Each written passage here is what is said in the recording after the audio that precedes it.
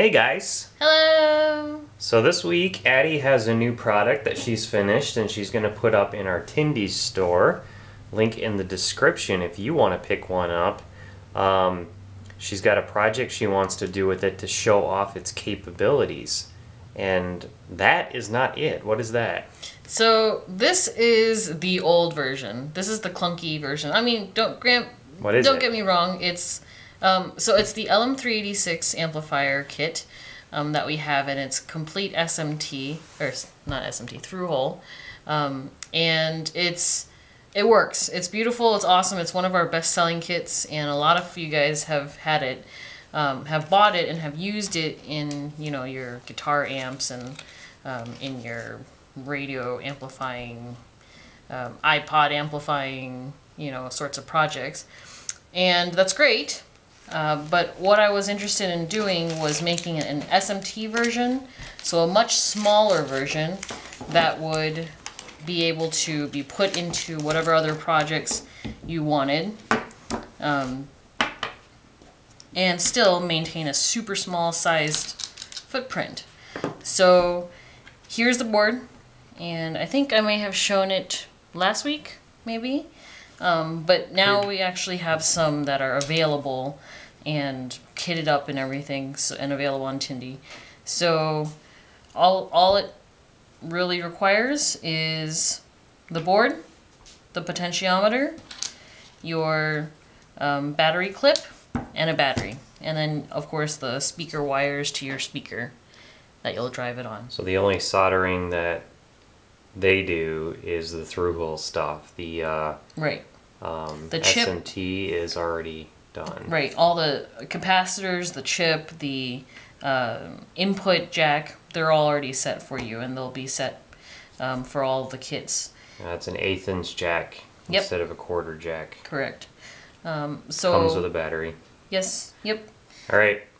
So that's the new kit. Get it out of the way, because Addie is going to go build this. Ooh. She put 6 of them in a single box. Nice wooden box here that's reclaimed from an old 3M ultrasonic home security alarm system from the 70s. Very weird little thing. Yeah. But she made it useful again, and we're going to show that off now.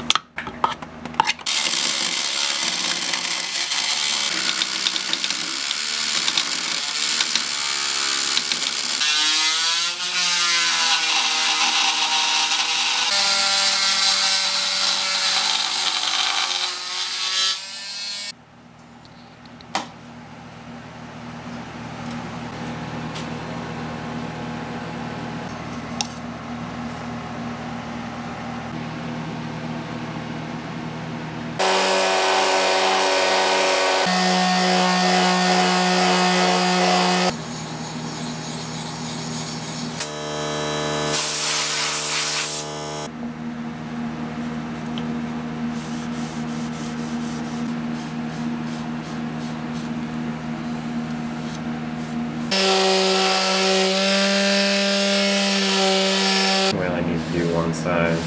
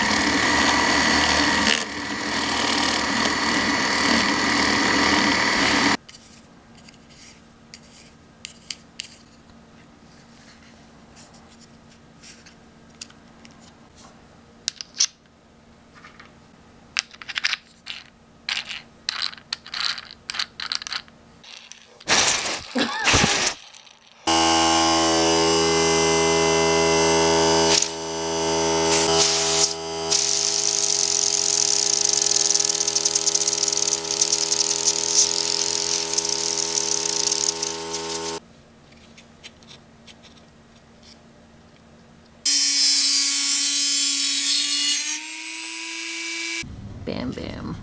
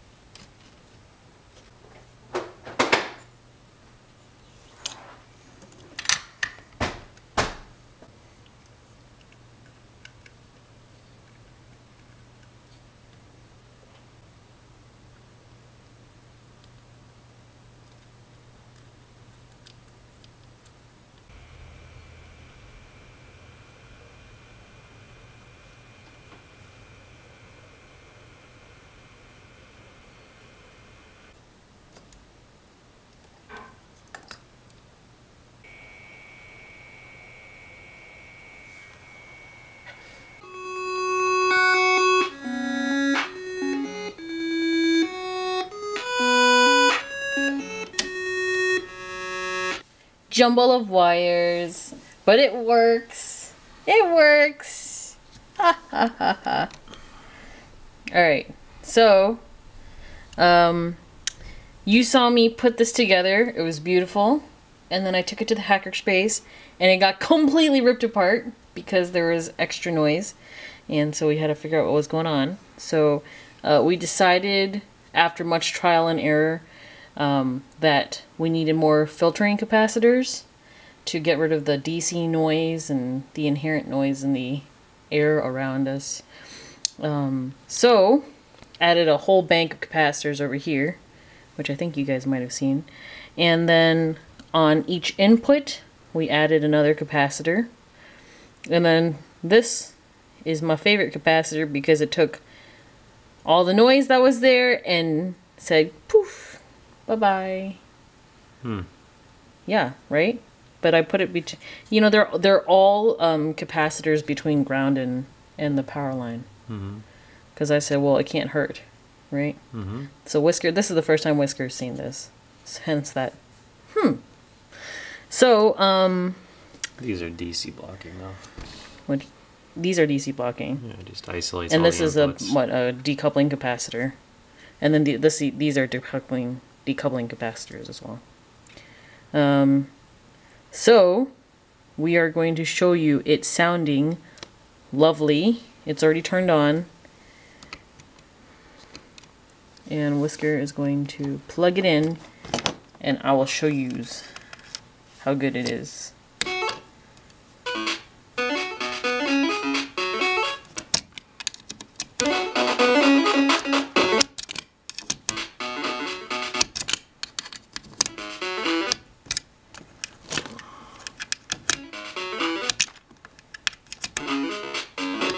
Yeah, there's all 6 channels working. 6 channels working, and it's clean, right? Well, as clean as a Game Boy's gonna get, but yeah. Dude. Yes.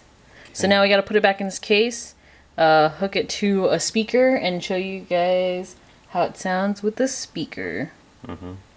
So we're up in the studio, and this is where all of the leads start for the speakers. See them down here. Bam. There's like 4 pair of them going in there. Sure. John B hooked up a temporary thing using that computer subwoofer to power the 2 channels down in the rabbit hole.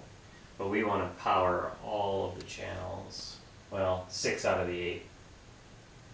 Do we know where all of them are? Yes, we'll show everybody. Okay. Okay, you can see one hanging down there next to the light, so we're still in the studio. And there's one on the other side. There. Bam. And there's one that comes out of the wall back here that we're not using. Oh. So that's one side of the stereo front to back in the house, but all the rest of them are side to side, so we're just not using the front to back. Okay. Now we'll go down and see the music room. Okay. Okay, so there's the other front to back of the house stereo thing, but that's not one of the ones we're using. We're using the other 2. There's one way back up in that corner. Yeah, and then on the other side of the room. In that little box. Yeah, it's inside the box. The other side had a box too, but we're in the process of note the box. Removing them. Yes. Okay. Woo! Now time to go down to the rabbit hole and see the final. Alright, we're over the pit, as we call it in the rabbit hole. The pit. Where all the fun happens. And there's a speaker sitting on that shelf, and it's hooked up to the drop in the wall. And then there's one over on the other side sitting up on top of that cabinet. And there's, you know, a drop that comes out of the wall there. So there's these 2, the 2 in the music room, and the 2 up high in the studio, and those are the 6 channels that Addie's trying to get speakers going on. Yes. Music for everybody. So we're trying to find the wires that are associated with the speakers, because we've got 2 of them placed ghetto style. One right there. Where is the other one? Ah, one right there.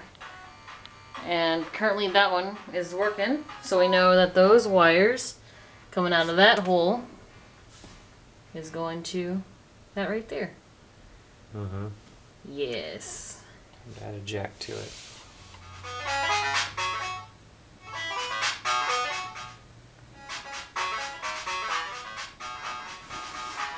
Next.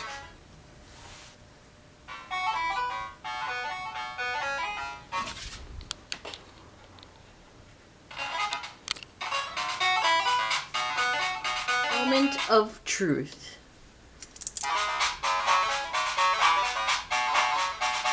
There's another patch cable over there.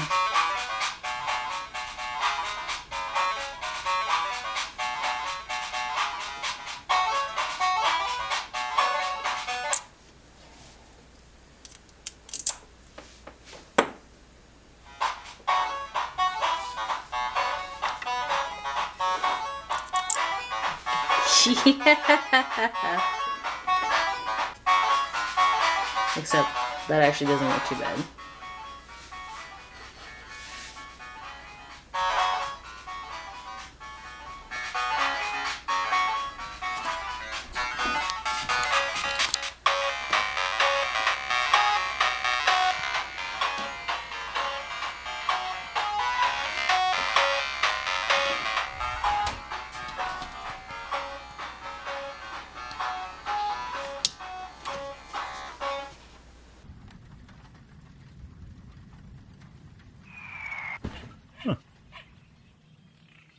We post videos all the time, so don't forget to subscribe.